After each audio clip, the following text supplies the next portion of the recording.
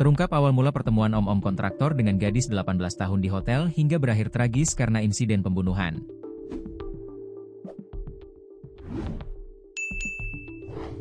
Om-om ini emosi nekat melakukan pembunuhan terhadap gadis 18 tahun tersebut setelah 3 kali berhubungan layaknya suami istri.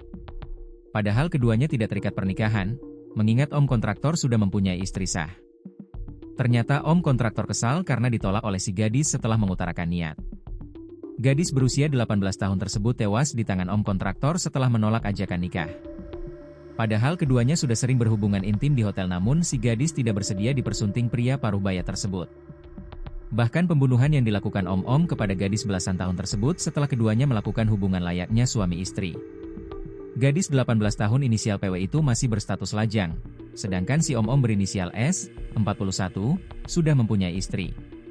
Kasus pembunuhan yang dilakukan pria terhadap pasangan selingkuhnya itu terjadi di salah satu hotel wilayah Cilacap, Jawa Tengah.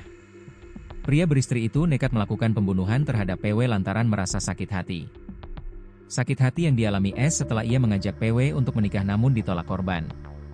Insiden tersebut mengakhiri hubungan terlarang keduanya, S terancam buih, sedangkan PW pergi untuk selamanya.